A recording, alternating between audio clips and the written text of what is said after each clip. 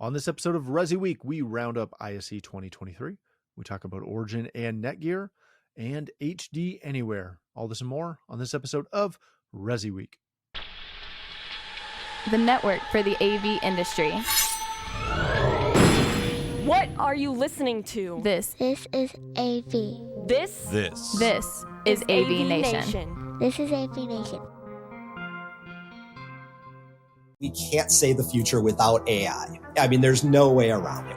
50% of workers now believe AI is going to improve their experience. When I come into the meeting room, I need a way to incorporate my AI with what's going on in the meeting. It's almost a bring your own AI type of a concept. Most of what we do in our day-to-day is going to change significantly.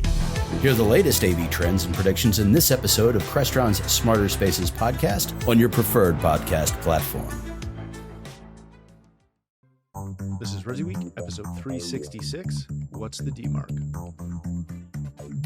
Welcome to this episode of ResiWeek. This is your weekly roundup of all the latest news and stories for the residential AV industry. I'm your host, Matt D. Scott for AVNation.tv, and this week I'm pleased to be joined by two of my closest friends. First, we have Mr. Jeremy Glowacki.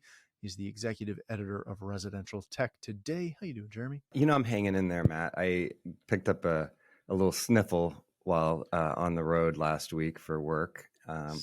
Texas. Getting back out there in the world. Yeah, it's either the ice storm in Texas, in Austin specifically, or just probably more about being unmasked on a flight because I can't do it anymore, you know.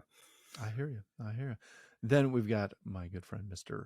Mitchell Toolen. He's our producer here at AVNation.tv. How you doing, Mitch? I'm doing good, and I am surprisingly okay, considering that I also did some flight stuff and relatively unscathed, I'd say, especially compared to some other horror stories just coming out of our own. A lot of delays. I believe one of our presenters, Toby, got stuck in Paris, which sounds kind of nice on paper, but you know, not in the Paris airport. It done. Not really. He's like that guy in that movie that Tom Hanks played. Terminal? Yeah. Terminal. I love that movie. It's just there forever now. Pretty much. He's never leaving. All right, ladies and gentlemen, we are going to kick off today's show talking about ISE 2023. You can go to AVNation.tv to take a look at this article, which is a roundup of all the stuff that we covered at the show. It was touted, I believe Mike Blackman touted it as the most successful and largest attendance. I could be slightly incorrect on that, but I believe that's what I saw of ISE events in the past, I guess. But again, all the footage I saw out of it, all of the social media out of it, looked like it was a fantastic show with a lot of cool stuff. Mitch, I'm going to start with you because out of the three of us, you were the one that was there. What did you see? What did you hear about? What was the vibe? Was this not? My understanding from social was that this was essentially trade shows back to normal. Was that accurate? Yeah, I would say so. I did not have the fortune to go to Barcelona in 2021 or 2022. I don't know what year it is anymore. 8 months prior. And I'm sad about that because it was May and Barcelona and wonderful. Mm-hmm. But back then the question was it was not, we're back. It was like with a question mark, we're back. So we weren't quite there. 8 months later, Barcelona 2023, I would say that that's an exclamation point now. We are back. Day one was really good. Day two was ridiculous. Like it was jam-packed, just waves of people trying to get in nonstop. And day three was also pretty good. By four, it subsided a little bit. I know that royalty showed up at some point. I saw the King of Spain was there. No Moxie Fruvis though. That's a terrible, if you get that reference, I'm sorry. I usually, as a producer, live vicariously through our show crew, and they did wonderful stuff on the floor, and like Matt said, you can check out all our stuff on our YouTube and on our site. But I did actually get some time to go at least stalk around Hall 2. Leon Speakers had some wonderful looking stage stuff. I wasn't able to actually hear it, which is kind of the thin thing you want to do, but it looked very nice. I was able to go to the CEDIA booth, try to look for Joe Whitaker, but he was busy with some sort of NETGEAR thing. I'm sure that's not important. It's not residential. I definitely don't recommend it, but Hypervision had a very interesting booth. They have the guys behind. They do revolutionary 3D holographic stuff, and I put revolutionary in quotes because it's literally a fan that spins. So I wouldn't suggest putting that in the home. I believe our PA for the ground crew, Danny, said that it was like 90 decibels in that stand, loud, just from the sound and the fans and the music. But it looked great. It looked great on video, and it just was a very cool thing. But yeah, it was a really good show, I think. Jeremy, I followed it fairly well, I think, online. And I'll echo, I believe it was Danto, who kind of postured that the majority of what he saw coming out of the show was photos of AV Tweeps together, which again makes everybody smile. A lot of food photos of people before the show, touring Spain a little bit, all those normal things. There wasn't as much tech being posted. The couple of things that I saw that stood out to me, again, very little from the residential space. There was a couple, obviously there was the Origin announcement, which we'll get to in a second. There was an HDANYWHERE announcement. There was a couple other announcements that kind of broke through the noise. But really, probably the only big one that I saw that was got some traction was a Crestron multi-camera automated conference room thing, which again has no bearing in the residential space. How hard is it to follow these shows when there's not massive announcements necessarily? And my apologies if I missed your massive announcement. Yeah, I think the media part of it is interesting because I get contacted by our friends in the public relations space who are attending ISE, and they have to be there because their clients are there, and they're there for the international media that's going to be attending. But they're courteous enough to ask their U.S. press, "Are you planning to travel?" And I've only done one ISC show in Amsterdam many years back, just to sort of see what was I missing. And the feeling that I got from it was that it was at that time, of course, well before COVID, before supply chain issues. It was a repeat of what I had already seen at CEDIA Expo, maybe CES back then, not so much today probably, and then Infocom as well, when everything was on its rhythm of when they were coming out. Now, it was a combination, obviously, of an Infocom and a CEDIA Expo in one hall, which was kind of interesting. But for someone who is covering the residential side, the commercial stuff is just a little bit of a distraction. It's a little bit more of like overwhelming the senses of this large facility and multi-halls, getting through things that you don't need to see to get to the stuff you do need to see. And when you get there, it's stuff you'd already seen. Now it's stuff that once in a while, a company, and I remember in those early days, Control 4, well before the Snap purchase, was using ISE as an introduction platform. They were gearing their product cycles around ISE. I don't know how much that happens now because just things are out of whack. Companies are trying to introduce products when they can do it. A company like Crestron, we know the trials and tribulations there with chip shortages and things. So I think you're just trying to get something new there that is within the last 6 months, maybe. And I think that's why for the news cycle, we don't really see a lot of big announcements. It's more of things that probably are we're just happy to have current products that are shipping actually in the stands, as they call them, not booths. But a couple partnerships here and there. I think that you do see just people happy to be together. And that's part of what these events are. It's about the human connection. We've been communicating through video conference for a couple of years now. And the folks that are able to travel and be there in person, they're happy to celebrate that more than a picture of another piece of gear that, maybe not that new to them. So I think that's what you're seeing. I'll say that those big announcements probably were just, we have stock. Like I had a lot of those. We're just, we have to, and I feel a little bad for Crestron. They got battered on social media and the thing, maybe rightfully so, because they were the ones to say, hey, we, don't have stuff. But a lot of people found solutions around. They went and said, we have this thing, or we're putting firmware out. I know Hall Technologies we're talking about, and at Lona, we're talking about firmware updates and saying, if you have the product, we will add it onto this. And jumping in. So that was definitely that thing. And I also agree that a lot of big social stuff. I mean, I got to meet Amanda Wildman. She got to say, you're not just a person in a box. I know, right? Didn't see Katie. I know that I saw her a lot on presence on social media, but there was always more people to see, but I got to see a lot of people that I haven't in a while. And that is part of that thing of just so happy to know that there are real people out there. Real humans on the other side of the screen.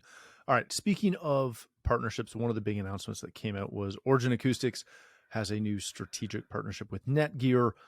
Very long and short. Again, go read the article, residentialsystems.com. What is going on is a line of switches and access points are going to be available through Origin Acoustics for their dealers, and it will offer free pro Wi-Fi and pro wired design services for staff provided by NETGEAR. So again, if you're doing NETGEAR networks, you can work with your Origin partners and get those systems not only designed, but configured, etc., as well as a bunch of other cool things happening with that. Jeremy, let me come back to you on that. We continue to see Origin specifically. They've been making a lot of news this year with their partnerships, but we're seeing more and more companies partner with networking companies to offer essentially, for lack of a better term, turnkey solutions for dealers. Are we to the saturation point with networking where every vendor has a partner in networking who you can get your systems designed through? I don't know if we are so much as just, I think that certain companies like Origin specifically are looking for the sort of recommended best options to work with. And that, honestly, with network gear and speakers, not always sure how that necessarily ties together exactly. Like, I know when you have certain amplifiers that are designed with very specific attributes for a loudspeaker, that kind of partnership makes a lot of sense in the audio side of things. I don't think we're talking addressable speakers here necessarily, but I think what Origin's really trying to do is find preferred product partners that they can recommend. And you saw a lot of this at CEDIA Expo, where these are the companies that they will help to get to their dealer partners, distributed to them, acting out as a distributor just about, because they know these are products that will work effectively in integrated systems. And I think Nick Berry and his team there are really focused on this, not just rebadging and creating products and calling them Origin, but finding trusted partners that are essential. And the network is essential for any integrated system, as you know very well yourself. And I don't know how many are doing something specifically like this. I think that you've got a Snap One that obviously has its own network products within its lineup. And I wouldn't say there are a lot of audio companies, speaker companies that's Origin's core technology, obviously, doing something exactly like this. But for those companies that may not have a network partner, but they're a big time speaker integrator, this helps them get their hands on the right quality network products.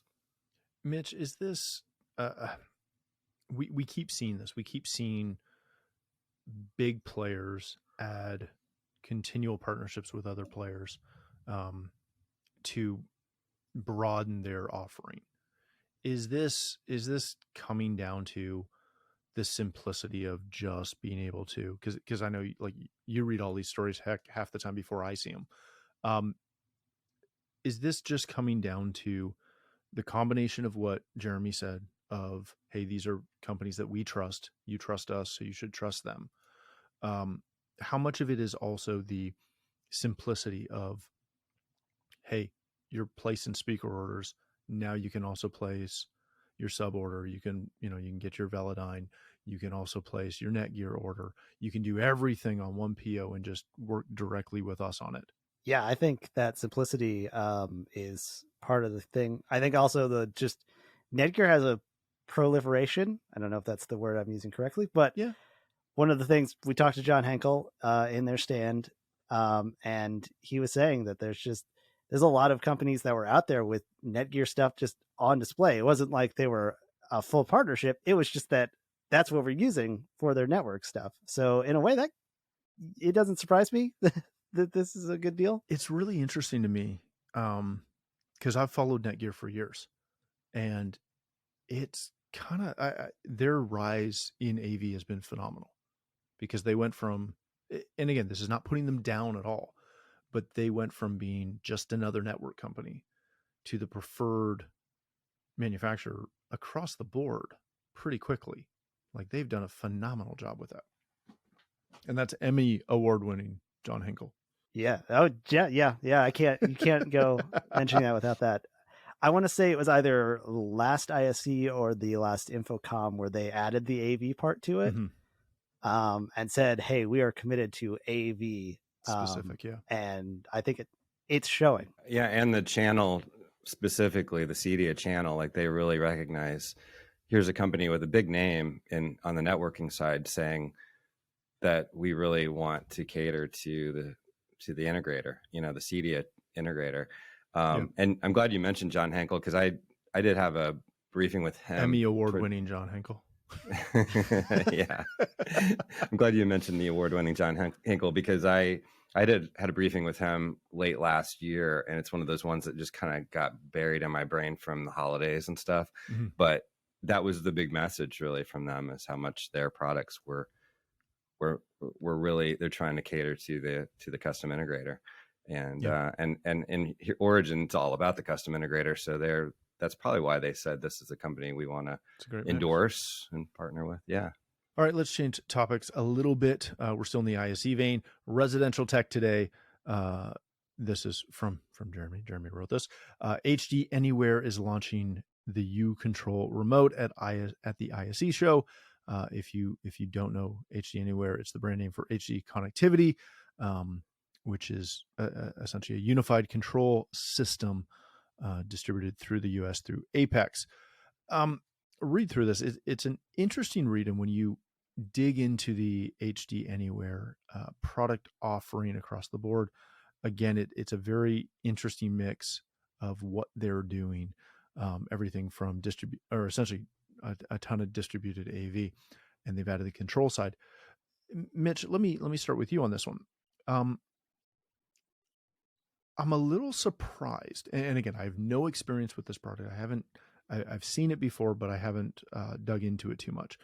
I'm a little surprised that they're going all in on the remote aspect, as we keep seeing a trend away from centralized control and from centralized remote systems.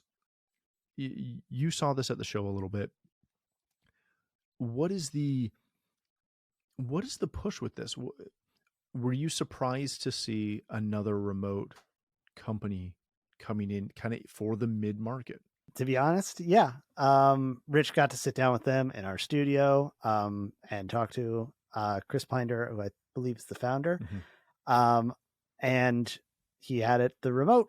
Not like we could do any demonstration on it, but it was a very clean looking piece of technology. And they didn't dance around it. They went, hey, Harmony happened. They kind of went down last year, but they saw that more of an opportunity. And instead there's a vacuum there for a smart remote, for something to control, media, lights, shading, and all that fun stuff. Although I am a little worried because there kind of is a reason that Harmony went shut down, is because we're not seeing the need for that universal remote anymore. It's a lot more sometimes app based, although people aren't quite big on that. But otherwise, other control systems are being used in the home. So I do kind of wish them the best of luck. It looks sleek. It's a nice, good mid-market thing for a smart home system. But I'm curious in an almost macabre way to see where it goes. I wish them the best. Jeremy, when you follow this, because that was kind of my take too, was on one hand, it looks like when you look at their video distribution system, nothing about that necessarily says middle market to me. But then when you see the remote, that's Mitchell's take, was kind of my take, was that I have a hard time seeing this being sold up against the Crestron, the Control 4s of the world when it comes to that upper middle class, beyond middle class project. Where does this fit? Yeah, so I think that the handheld remote really only needs to be used in front of a television or a projector. Like it's not something you walk around and adjust your music if you've got a whole house system, other media, your shades, your lighting through a handheld remote. That's just, in my experience, not the way you use one. It's really to change channels, turn on the TV. And with smart TVs, to use a aging term at this point, but really a smart TV that has its own solid remote. If you do want to use an external streamer, the Apple TV remote is really good, and it's really just about turning the TV on and off. You and I spoke earlier. It's if you have an AV receiver, you kind of need something to tie it all together. So that's where you would need the quote unquote universal remote to program it all. So it's everything syncs up, turns on at the same time, turns off at the same time, doesn't get out of sync. And that's where you would want something a little more sophisticated like this. It's probably just for that application, I guess, but they don't really talk about AV receivers here. It seems like most of the time you wouldn't need a handheld remote that wasn't the one that came with your television or your streamer. So I do think it's a puzzling situation here, but yet Snap One is coming out with their new Control 4 remotes that are much needed if you're in a situation like I'm in with that AV receiver. And the remotes that they've had have been out for a long time, and the ones that they acquired maybe didn't work as well, the Neo. And so it's time to update that technology and make it look like a current day piece. So again, that's a more complicated setup. A lot of times you're not going to need that handheld remote. You do need a good app. You need maybe a touch screen of some sort to be able to change your lighting, to change your music source and volume and that type of thing. But it seems like this is one of those control competitor type products coming into the market with Apex folks. They're basically importers of European brands, and they've found one that's maybe had its foothold there in Europe that we haven't really seen much in the US yet. So remains to be seen if any dealers really find a need for this technology, but it sounds like they've got a good importer in the Apex group, because they really know what they're doing when they find brands to work with. How much of it is just the demark between, you've got a TV on a wall, whether you have a receiver or not, but you have a TV on the wall with local sources versus a rack? We had Mark Feinberg on a couple of weeks ago, and that was kind of his take on things, was if you're only using local sources, you don't need I don't want to say you don't need a control system, but you don't need a control system. Yeah. Whereas if you're doing centralized distributed AV, Right. and specifically the V aspect of that, if you're doing distributed video, you need a control system. And that's kind of the Demark. Is that what you see going forward? Yeah, I would think that's a good way to explain it. And on the high end, and that's where you said what has this, an not entry level, but mainstream remote versus a more high end kind of control system.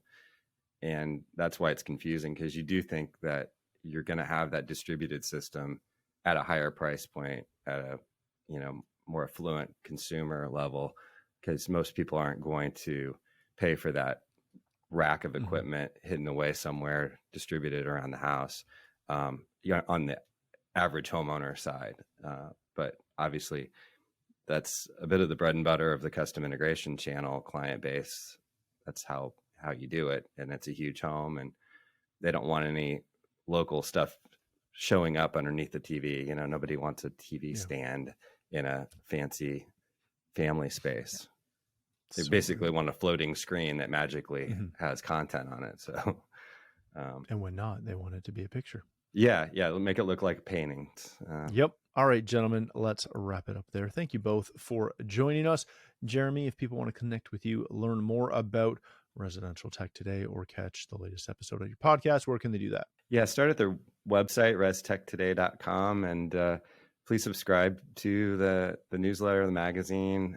We still do print 4 times a year now, but daily post on the website. And of course, the podcast. Thanks for mentioning that. I'm pretty proud of it. We usually have live content once a week, interview folks on that, and you can find it on the website as well. Thanks for having me. Hey, thanks for coming. Mitchell, of course, thank you for being here. If people want to connect with you, learn more about AVNation.tv, where can they do that? Yeah, I'm going to take a page from Tim and say, don't follow me on the Twitters, just because I don't. This Twitter. Is the last week was the most that I probably tweeted just about ISE. And it will be until Infocom. Oh, yeah. Well, the thing was that we needed to beat Joe Way in the metrics thing. ISE had a lovely thing that was to show off, and yeah, we just needed to beat him. No, instead go to AVNation.tv, our suite of shows and coverage of shows like ISE that we're still pumping out content for. And then we'll have Infocom later, and as well as our other shows, State of Control, AVWeek, ResiWeek. We are relaunching the Women in AV podcast this week with women as the hosts. It's a novel concept. Yeah. So check all that and more, AVNation.tv. I love it. Thanks again for joining us. If you'd like to connect with me, you can still find me on Twitter at Matt D. Scott and most other social platforms. But more importantly, please visit AVNation.tv, where you'll find this show as well as a wide variety of other shows with all the verticals that we cover. When you visit the website, please take a moment to check out our supporters. We are extremely thankful for their support and ask that you check them out as well. Thanks again for watching. That's all the time we have for this episode of ResiWeek.